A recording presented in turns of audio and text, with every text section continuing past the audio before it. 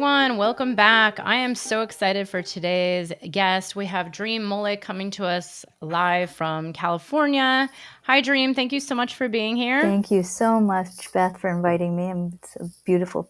I'm grateful to be here. So happy to have you. So, Dream is a writer, teacher, producer, death coach, and dreamer whose work focuses on the evolution of consciousness and a return to love.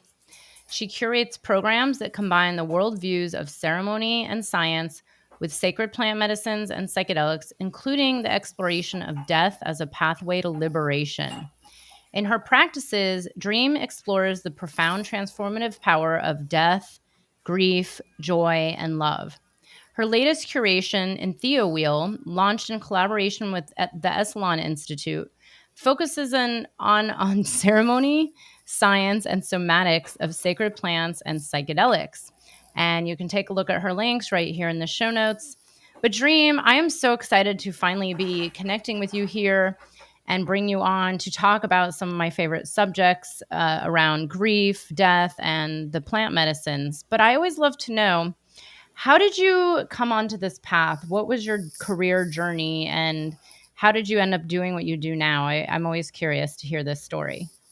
Well, I'm imagining, like many of your listeners and like yourself, my journey has been a long and beautiful and meandering path. I first met sacred plants and psychedelics, although I didn't name them as such, when I was a teenager. And I had my first mushroom experience. I was 15 years old and really working through a lot of early traumatic imprints and looking for what I now understand to be a rite of passage. And LSD was like my best friend kind of growing up. And I feel like it saved my life.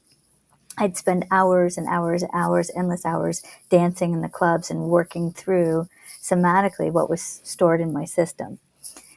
And I went on to go to business school and fell in love with Indonesia and the people in Bali and created a company around, I became a designer and I founded a catalog company and had retail stores and was doing it, so to speak. And I was on like fast speed autopilot, flying to New York 5 times a year, showrooms, trade shows, the whole gamut. And I was exhausted. I was completely running on that dominant culture program that said we must just go at all costs. And, unaware that underneath all of that was all of my accumulated, really intense childhood experiences that I'd become like the pillar of the community. I was the go-to for all the friends and family. I was the caretaker for everybody I knew, including all the animals. Meanwhile, I was running on fumes. And I was married at the time. And my husband had, what is technically labeled as an accidental pharmaceutical overdose, and he died. And the year before that, my dad had died. And when my dad died, I had the night before my dad died, I'd had a dream, and I'm a prophetic dreamer, but I didn't really understand any of this. I had all of these like spiritual experiences happening, and I was just like allergic to all of them. I was allergic to astrology. I was like disinterested in any of that because I'd had a really intense and powerful upbringing in which I was born in India and had grown up between India, Florida, and a commune in Tennessee called the Farm. So I'd had a really wild, esoteric upbringing. And because of that, I kind of turned away from most things spiritual with the exception of meditation and yoga. So I was an avid, like deep Buddhist kind of practitioner, but that made sense to me, right?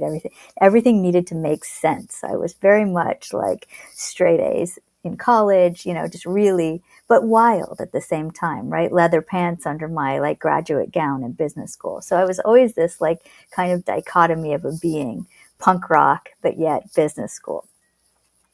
And so I was really like focused on just excelling. Everything was about proving and excelling and creating. But at the same time, I had this like undercurrent of this kind of martyr paradigm where I was like just giving it away, what I call giving it away to get it. This idea that I will receive love if I just give and give and give. And at some point, I had all of these spiritual experiences. I had this big kind of kundalini awakening, and I had what was like psychedelics without psychedelics. And I was suddenly like, what's going on here? I'm like, I went to start to study. I started to understand a lot of my history, right? The chakra systems and my lineage and different ways of working with energy. And then I was at a path. I saw this path. I had a vision and I saw the path. And the path was go and get married to this man that I'd had this both super deep soul connection with, but also a trauma bond with, or go and be a really deep healer. And I chose that marriage path.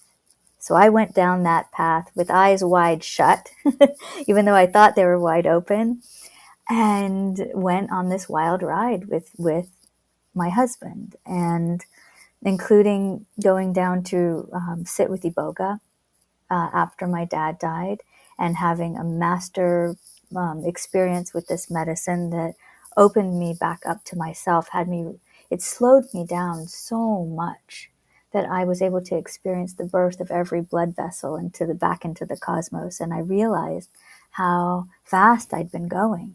And I met my inner critic, which just blew my mind because I thought I was so like, compassionate and cool and zen and collected. And yet internally, there was this dialogue running me, running me. And so that was my first like, wow.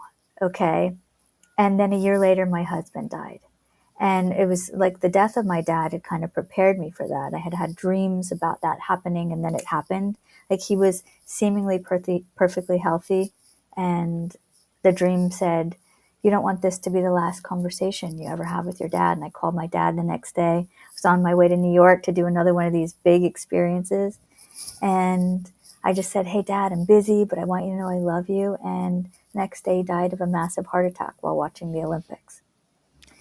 So it was like, that's when I started to really understand, like, okay, there's a whole lot happening in the cosmos, in the ecosystem, in the universe, beyond my linear mind, beyond even my Buddhist understandings, beyond anything except what I'd been shown in my early psychedelic experiences, and except what I'd been shown when I started to actually study energy systems and had this big kundalini opening, and I saw the vastness and infinite nature of reality.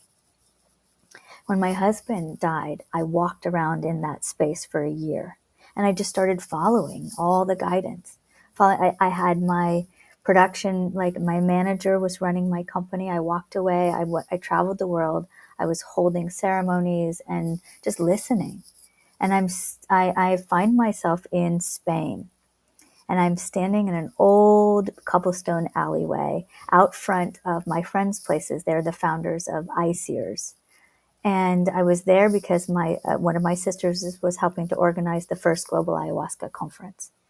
And I'm standing in the rain and I'm waiting for them to open the door, and I have a full waking vision. And in this experience, I'm shown that I am taking more than I'm giving, that I've been mining metals from the earth. And mind you, I had a sustainable company, and I was planting trees before there were tree planting things, and, fair trade and cooperatives and all of that. And yet deep down in my heart, I knew it was true. I knew that I had something else that I was born to do in this world. I knew that just creating more stuff was not my jam, even though it was beautiful and channeled and all of that. And I knew that really I was dissatisfied, and that I was like still giving it all away. I was running my company like it was a nonprofit. So I still had this like lack of self-value from me. I was always the last person to get paid. Everybody was, all the things. I was just running on some really old programs, and I didn't know how to quit. And that's when I was given a full map. I was told I was going to walk away rather than sell my company. I had a 50,000 person database. I had retail stores all over the world carrying my collections. I was in department stores and catalogs, and I was told I was going to walk away. I was given the timeline for what it was going to take, and I just started following that timeline. I just started following it. and I moved to California. I started producing with my brother, who has this really beautiful production company and is an incredible storyteller. Created a short film that went wildly viral that helped to bring creativity and play to millions of kids around the world. So I started working with him, and I was his like assistant for a while. Meanwhile, my company was still winding down, and found myself at Burning Man for the first time. And my brother had taken me. He'd been going since since the late '90s. My brother had taken me. We were out in the playa to bring my husband and our dad's ashes out there, and he took me to see a talk on with Rick Doblin. And so we're sitting in this room. We're sitting on opposite ends of the room, and we both simultaneously have awareness this awareness come through that this is an incredible story and that we want to make a film about this. Now, my brother had gone to Rick Doblin's undergraduate school. So they'd gone to the same school. So Rick had been this mythical kind of back in the day figure. He had been in my brother's very first student film. So my brother had known Rick and had been watching Rick's story and been going to Burning Man, seeing the growth. So we went up to Rick afterwards and we said, "Hi, my name's Dream. My brother's name is Nirvan, like Nirvana. And we want to make a film about you." Well, he took us to the original like Ken Kesey acid bus, and we spent like all this time connecting. After 3 days, Rick said, "Yes, you guys are going to be my filmmakers." So that's kind of what catapulted me back into this sacred plant psychedelic ecosystem. We started to make this film about Rick. I started kind of following him to all these different places. And at this point, like, we're self-funded. We're just, we're self-funding this. And I met Alan Bediner at this first ayahuasca conference, a symposium that was in Santa Fe, where I had been. This was the first film shoot with Rick. So I meet Alan and we become friends, and I start stopping in Big Sur to see him. And at one point in time, I stop through, and he is producing this curriculum for Esalen where they're bringing back psychedelics and sacred plants for the first time back to Esalen in a big way. And I'm looking at his lineup and I'm like, "Alan, let's get some more women in there," and I'm just giving him some suggestions. And that was it. And a couple months later, he gives me a call and he says, "Dream, do you want to co-produce this thing with me?" And I thought about it for a minute. And I'm like, "Yeah, sure." So that brought me into Esalen and that ecosystem, where I ended up actually co-convening this gathering with him in 2019. And it was really my first kind of gathering in that way. I had worked on some major impact programs with my brother. So we'd been in Paris creating a very large scale environmental impact campaign. I ended up being the outreach director and the program coordinator for this campaign around COP20, bringing about 360 major partners together with the UN Foundation. And that also happened just like this guidance. I'd come back from a retreat. My brother is been hired to be the creative director in this project, and he says there's one position left to be filled, and it is this major producer and director of this campaign. And he says, "My sister just came back from retreat. You might want to speak to her." I had one phone interview. They hired me. Next thing you know, I'm in Paris. I'm in the White House. This is kind of how spirit works. And so I want to say that to your audience. I mean, it's not necessarily that way for everybody. And also, when you start to really listen, life changes. It just changes, and after having walked around kind of in between the veils for that year and really recognizing that everything was love, that there was an infinite flow to the universe happening, and being so directly connected to that without any sacred plants or psychedelics, I just recognized the invitation that these tools, or these, I like to even call them more than tools, right? These really sacred offerings have to gift us into remembering what we already are connected to. So that's kind of how my journey has been. It's just been meandering. And after Esalen, I was invited to create the first psychedelic curriculum for 1440 multiversity and created some really beautiful programs that were then all canceled because of the pandemic. And again, then when the pandemic first came, I had the vision around creating what I was calling like moving back from out of the me and into the we, and bringing all these amazing voices together, like the gathering of all these gatherers together, Charles Eisenstein and all manner of different folks. And that we created Esalen, and then that was canceled. And so that's when I just realized like that while a lot of my colleagues and friends were out there in a really big way during the pandemic, the invitation for me was to stop. It was just to slow way the fuck down and learn how to be again, is what I heard. Learn how to breathe again, and, you know, learn how to make love, just like get really still. And it was really hard. It felt like the next level of initiation. Like I was like, wow, I was planted like a month before I was guided to move to Big Sur. So I was planted in this cottage on the cliffside. I knew very few people, and like suddenly Esalen was closed, everything was closing, and I just got still. And I learned how to breathe again. I realized like my whole life I had been reverse breathing, which is like this pattern of holding one's breath. And I never understood why yoga was hard for me, why these different things were challenging. And it's like, I started learning again, and I just started listening. And that's when the vision for Entheowheel came.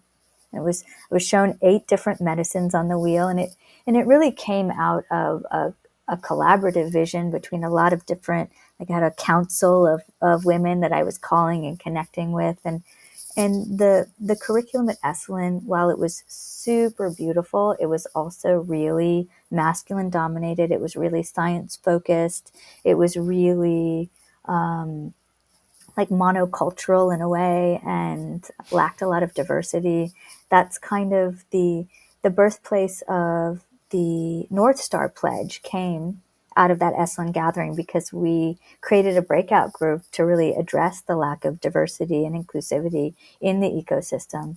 And that, so I was like, okay, I was feeling all of those, and my commitment to never creating in that way again, and to really privileging ceremony while honoring the wisdom of science. And that's when I received this map, which was called Entheowheel. So it showed, 8 different medicines on this wheel, and the guidance was that the first one should be psilocybin, because that is this root-based medicine that is just growing prolifically everywhere and really supporting from so many different cultures and ways. And so it was, I was able to create Esalen's very first hybrid offering, where we bridged the worlds of ceremony and science. We bridged the live ecosystem and the land, and the power of that land there in Big Sur here, with the virtual space, and had some hundreds of folks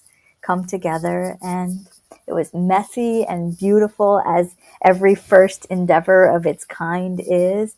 And it was a new way of learning together. And we actually experienced ceremony without the use of any medicines. We actually were able to drop into medicine space, both anchoring in the land and in the living rooms of hundreds of beautiful folks around the world. And that kind of catches us up, Beth, to last Yeah. year, where I entered into this ecosystem with the Shift Network, and we created the first Psychedelic Healing Summit, which was an evolution of that in some ways, and brought 40,000 plus folks together. And it was really beautiful weaving. And here we are. Great. Well, yeah, thank you so much for sharing. And I love that you said something important. It's funny because it's very similar to my own journey where, I'm a double fire sign. And then Capricorn rising, and it's just kind of in my chart to be a hard worker who's moving quite fast. And many years ago, it was like a series of the dark night of the soul initiations that literally slowed me down, like in the ER, in the hospital, father dying, unexpected events. And it took so long to actually get that message on like, well, wait a second, like it is actually okay to find yourself and go inside and get deep and slow down and get quiet and listen. And that's actually exactly when my life started, catapulting and taking off, was by actually slowing down. It's like, oh, that doesn't make sense, but it That's does. right. And we're seeing so much of this in our society, where our whole society is constantly, like more and more and more, and doing. And then even in the psychedelic and plant medicine world, which has come up on so many interviews lately, around this notion of more and peak experience, and like bigger, larger doses, and doing more of the, go to Peru for a few weeks. And really, it's so simple. It's actually already living inside of you. So I'm curious what your thoughts are around this growth in the psychedelic realm, the interest, the shift network, everybody's, it's like it's in our public eye, and hitting kind of the mainstream now. And especially here in the Western world, there is this kind of thing that I always call the Amazon Prime effect, where people think like, oh, this is the new magic pill. I'll just take that and everything will be fine. And it's like, well, maybe if I do more microdosing, it'll produce and optimize more. What are your views on this, and how do we get this in balance? Well, that's a big question, right, Beth? Because that's how do we reclaim balance in the entire ecosystem, right? And the mirror of what is happening in the sacred plant and psychedelic ecosystem is a mirror of what's happening in the collective ecosystem, right? Is a mirror of what's happening in our individual body systems. There is actually no delineation. And so that, like I like to think on the micro and the macro at the same time. I'm gifted with that capacity. And so I recognize like my own process as a mirror when I'm going through something, when an animal's passing, all of these different transitions and experiences I recognize as also a mirror for what's happening collectively. And the invitation to slow down is such a powerful invitation. And that invitation to slow down is has nothing to do with, it has actually everything to do with meeting the urgency of these times, which is inviting us to be so present and so aware and so mindful of what we're actually in, which is this huge crossroads where as human beings, we're making decisions to decide whether humanity is going to continue to go and grow in a beautiful way, or whether we are going to have mass exodus. So to like really connect with where we're at, and the desire body of folks to have these peak experiences and to have the magic pills and to is the desire body of us to be really deeply connected with ourselves and with the natural world. So to recognize like why it is that we are longing or looking for or seeking, to recognize that innate longing that lives in each and every single one of us. And then to meet that longing with as much love and as much presence and as much clarity, which really invites in a lot of integration, right? It invites in like a lifelong commitment to actually slowing down enough to feel all the things, which includes the fact that a lot of our choices and actions are directly contributing to mass devastation. But it also includes the fact that we are born to be this divine embodiment, right? And when we start remembering that, and that's, what I feel so powerfully about sacred plants and psychedelics is they give us that insight into the vast infinite nature that we beings that we are. And then we get to integrate that into our lives and allow that to actually slow us down and presence ourselves to what we're in so that we can make different choices. And so even this whole, like, the self-help movement, right? Like, the foundation is, like, ultimately tending to oneself at, like, the core root level. That's where that whole movement came in. It just got confused along the way. It got commodified. It got monetized. And that's the same game that we're in right now with sacred plants and psychedelics. And cannabis showed us that. Cannabis, I believe that the spirit and the soul of cannabis medicine actually took a hit, so to speak, to show us like what we're in right now. And so, what I would say to all manner of folks out there who are interested in this ecosystem, not a space, not an industry, but an ecosystem, a generative, life affirming ecosystem, to understand, like, to just as if you were going to learn a new language and you want to understand the culture and you want to understand the original peoples who have been tending to these medicines for millennia, who understand that these medicines have deep, deep, deep embodied wisdom.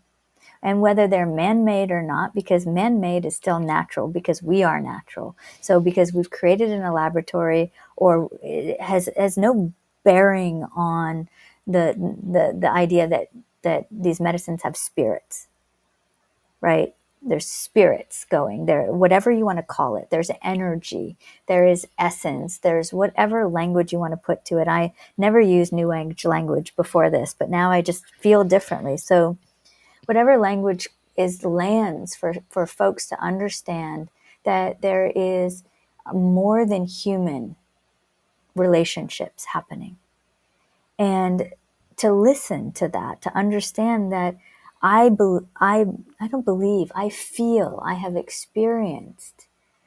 Belief takes me into my mind. I feel I have experienced the wisdom and the intelligence of these medicines as guiding principles, in the same way that I experienced the wisdom and intelligence of this blue bird that just landed on my stoop, that became my friend during the pandemic and followed me around this land when I wasn't speaking to humans. In the same way, I experienced the wisdom and intelligence of the tree that's anchoring down the foundation and the mycelial network and speaking to the neighbor trees, right? And so if we just start to invite in a different way of relating, like we're in an ecosystem, and how can we create the most benefit, the most generativity, and the most reach for folks. That's really important, right? And also, these medicines are gateways to our own divinity, our own connection with ourselves, to not give our agency away, to not give our power away, to not just constantly be turning to medicines in the same way we turn to allopathic medicine, to understand that we're in relationship, right? I was just in the ER. I'm not against science. I needed to go to the doctor. I needed the MRI. I needed to check out what was going on. In this, these are all allies when we connect with them in an interdependent way. Otherwise, it becomes another extractive experience. And we're in that right now. Mm-hmm. So my guidance, my invitation, my request is for all of these business folks that are out there that are experiencing the power and the wisdom and the intelligence, like, connect with elders, like, invite in the conversations into the ecosystem, into your businesses. Like, I'm not anti-business. I've started one again, right? And I was allergic to it. I was like, I'm never going to do that again. And suddenly I find myself, now I've got the marketing folks and all the things. And when we're doing that, understand too that we are connecting with people on the other side. Instead of connecting with the pain points, let's connect with the vision of what we want to see in the world. Let's reframe the way that we are sitting and offering business. This is not like, Mm-hmm. this is generative ecosystems. This is not extractive business. Yes. Thank you so much for speaking about it. It's come up so much over the years, this podcast, my summits, about how do we go forward and do this right? Because the reality is, there are venture capitalists who are out there trying to patent psilocybin strains and so on and so on. But yeah, I mean, these discussions are coming up more and more about how do we not make the same mistakes as cannabis? How do we, keep this in right relationship and have the reciprocity and the acknowledgement of where these medicines and these plants and the sacredness, where it all came from, and where we're going with it. And exactly what you just said, this notion of the extraction, this mentality of more and taking and grabbing, and like the whole systematic issue at hand that we're all trying to get away from and create a different way of being in the whole world. And then it's like, well, do we really want to repeat the same patterns that haven't been working, or try to get something, like on the right track from the beginning, which, is my prayer. And I hope these messages are being heard by, the companies or the people that are out there doing that. But you said it, it's like, this is what I say to clients all the time. It's like the heart path. Like if you're coming onto this path, creating a business where you are weaving in psychedelic integration or microdosing or psychedelic assisted therapy, it's like, well, get it into check. Like, where are the psychedelics even really needed? Like, are they needed that much? Does someone need to actually work with these as much as you think? And really, like, the medicine is all around us, all inside us, already there. It's like, well, everything is medicine if we choose to see it that way. And like you said, the slowing down, going internal, the embodiment, which I think is actually the root of most of the problems in our society. But that's a whole other podcast. Yeah, and But I want to ask, yeah, I yeah. would just like to also say, Beth, we're really inviting in a reframe, right? A reframe of language, Mm, a reframe of like our energetic exchange, a recognition of time as a gift, an awareness of being rather than doing, an awareness of mhm, reciprocity rather than work, right? So an awareness of gift rather than problem, an awareness of like we mhm, are embodied rather than that we're not really there's no trying, like we're just being, mhm. and in that Yeah. way of relating, we move differently in the world. Mhm. Yeah, so well said. And this is such an important topic to discuss. The person I interviewed before you today, we talked about it pretty much the whole time. It's the same discussion that keeps coming up. It's like, the realization that I mean, I don't know who's listening, but this is the path me and you were both on. I mean, I was living in New York City, working in an industry, working, 12-hour days were normal. And I just thought that was a normal way of living until my body responded and things started happening, like near death experiences multiple times. And it was like, well, what does it take? And it's like exactly what you said, the collective, we're seeing this in the collective, we're seeing it in the micro, as above, so below. And, I pray that everybody sees these larger lessons to help to shift into this, other way of being. But we will see. But this leads me to one of my next questions I want to ask about, because this is something I'm curious about. And I've only interviewed a few people over the years who are kind of in this realm of death work, Mm. death coaching, death doula, or honestly, even people who are willing to discuss death. The last couple years, we've had a lot of death discussion in the collective with the pandemic, but there's still so much fear around it. And there's so much, what I believe is, there's this misunderstanding of what death is. And I'm curious, how did you get into that as part of what you're up to now? And what does this look like to be a death coach? Because I personally, one of my friends who's also a yoga teacher, who I would say is also a spiritual teacher of mine, I've been telling her for years, I'm like, people need death coaching.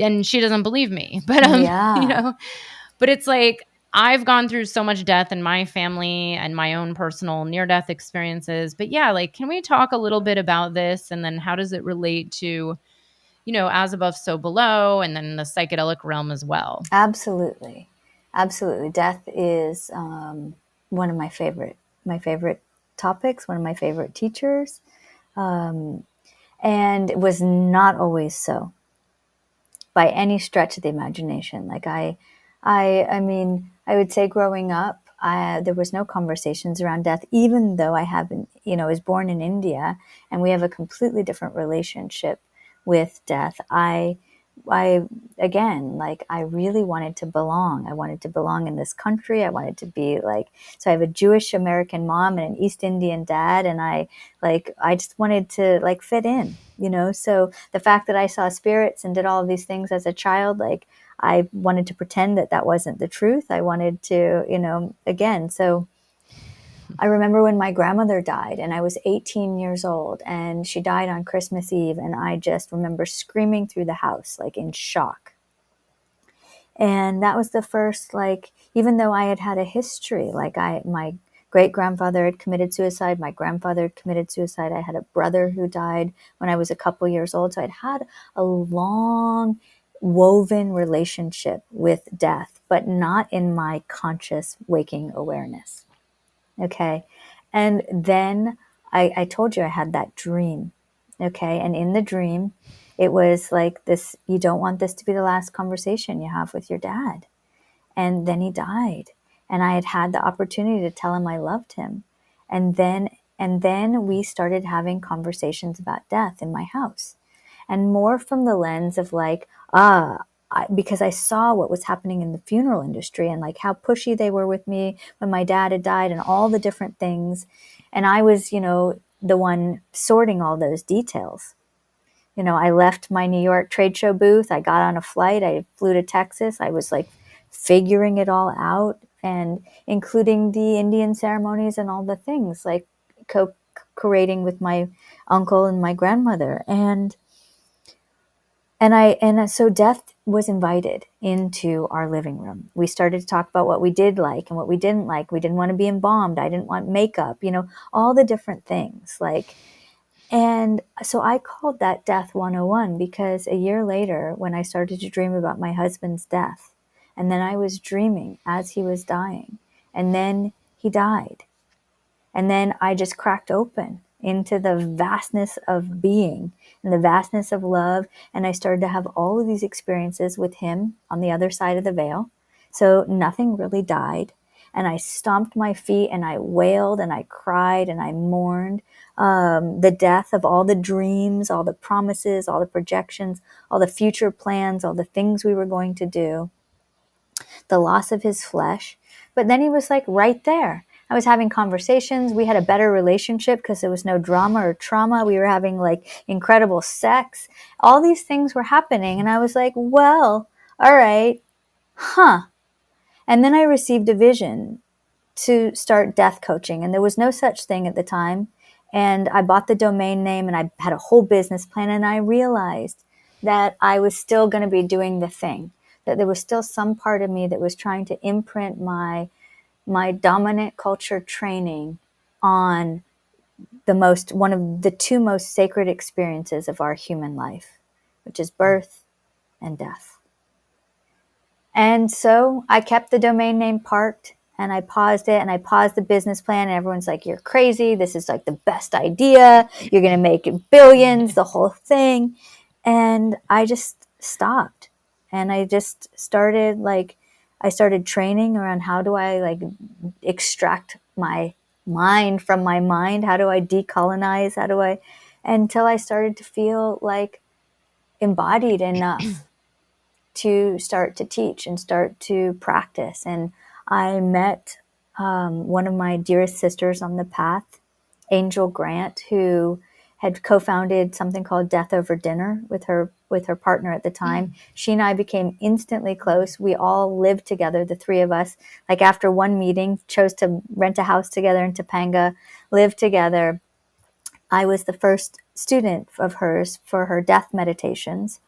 And then I just started to kind of channel and experience like what it was to be connecting folks with the vastness and the beauty of death as a gateway to presence and to life.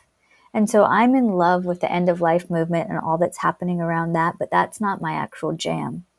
My jam is to really connect people with the true vastness of their being through the doorway of this idea of death, and through the gateway and back into life, like right here, right now, in this body.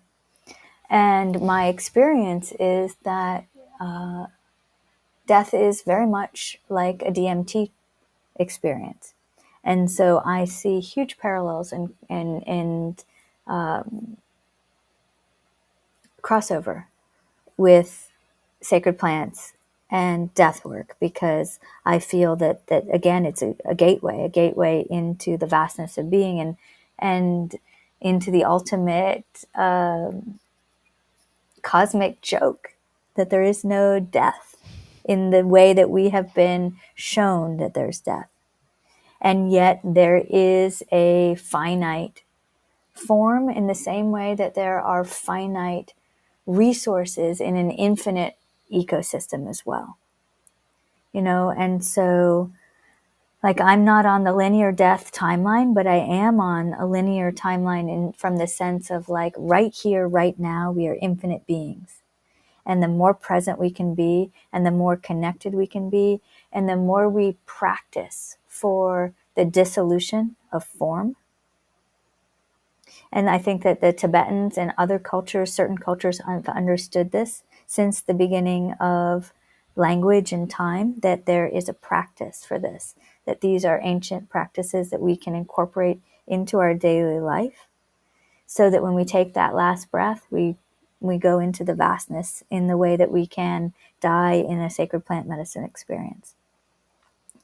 And so I'm really into training for that right now, right here. And I'm really into connecting people, because the commodification, the monetization of birth and of death, I believe, are deeply impacting the collective field. And the reclamation of that as part of our birthright, and the reclamation of that as sovereign beings, to not be in fear, and yet really connect with whatever that terror is that lives in each and every one of us, of the dissolution of this form, and to work with that, as Ram Dass would say, grist for the mill, is just it's a beautiful, beautiful invitation. And so I'm really lit up about that. And I've been kind of creating curriculums and creating trainings and programs, and just listening for when it's right for me to teach them, and for when it's right for me to offer them, actually, and not even teach, to invite folks in to connect in that way. This has come up so much. Yeah, I think my own experiences with my father and my stepfather passing, and how that was, and actually experiencing, like, I make jokes that I see my dad more now than when he lived out in the Palm Springs area, and I lived in New York, and it is actually a lot easier to talk with him now and see him because he's right there. That's And right. he's not on a plane 7 hours in California. But it's just, I think it's also being on this path, working with the medicines, and being taken to that death-like experience so many times, and actually really getting in touch with that sense of, it is the infinite now, and there is no such thing as death, and this is just a temporary embodiment during this one incarnation. And having it kind of release the fear of death and the fears of life, really, which is actually, I think, more of an issue than the fear of death, is like the That's fear of right. living fully. Yeah. That's right. And That's right. and during the That's our true pandemic, I remember terror. it was, yeah, Right? That's, the yeah, that we're actually so many so people. big and beautiful and full of love, and that it's terrifying to be that out in the world, in a world that isn't necessarily been designed to receive that. Mhm. And also, I do, as I'm sure you did, Beth, like, grieve, like, Yeah. grieve the loss, right? Grieve the dissolution of form, and then connect with the infinite nature. It's not like to Yeah. bypass the human experience, right? It's like, we're in a body. My cat just died. I cried. Like that. I love that cat. He's right here. I Mm. feel his spirit, and he's not going to be like making biscuits on my heart. Like, that's just, it's like we're going to be in a different relationship. Mhm. you know? Yeah, and it's Yeah, it's so interesting how the grief has come through so much the last couple years with the pandemic, and it was really interesting to watch, the collective reaction, and me over in the corner making jokes about, well, I'm so glad I've been working with psychedelics for 30 years because this is kind of just like, oh, okay, here it is, and nothing, something else, or doing a vipassana or going into that silent, nothingness zone for an extended period of time, to know that, like, everything is okay. Like, here it is, here it is, here it is, and not to be spiraling into the collective fear or the collective, nervous system overload, which, I think on some level, it's like the trauma of the collective right now. It's bringing people to that breaking point. It's like that's essentially what happened to me many years ago, where it was like so much like going that it's the body can't take it.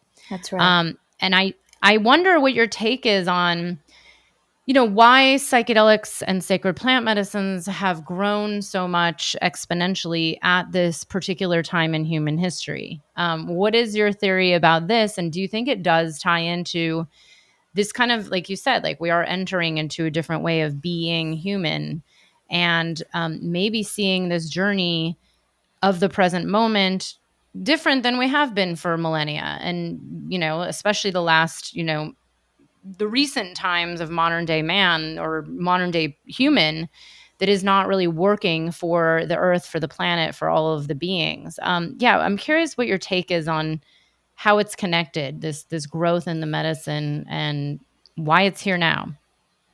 Well, that's a big question. So I'll be as brief as I can. I know our time is coming to a completion together today. I'm sure we could have many long conversations, and I look forward to sharing tea with you and just dropping in. And Mm, what I have experienced, felt, been shown is that there are many dimensions and layers of reality, and we think we're operating in the reality, and there are many, and that there is more than human intelligence and wisdom happening in this world beyond what our linear brains understand, and that these medicines have been been been stewarded, been kept sacred, been contained within jungles and deserts and temples for since the beginning of human consciousness. And before that, the mycelium was here, and the mushroom medicines were here, and the Hindus were writing about soma, and there's this is long, long, long. This is not the 60s and the 50s, and like this has been around, friends, for consciousness, since consciousness came to be known as consciousness. mhm, And my awareness, what I have been shown in medicine experiences, of which I will say, I am not like a person who sits all the time. I'm a person who listens, and when called, goes to the medicines because the medicines have invited me to sit with them. And what I have been shown is that they are choosing now to come out over these last years, to really come into our living rooms, into our hearts, into our minds, because of this exact time that we are in. And for no other reason than to support in the evolution and expansion of our consciousness and the possible continuation of human life and all life in service of this beautiful earth, this Gaia, this mama that we are all part of, and not just walking on. And so they're here and they're speaking, and we're being invited to listen, and we are listening. And some folks are coming in confusion. We've all been confused. We've all had our challenges. We've all lost our way.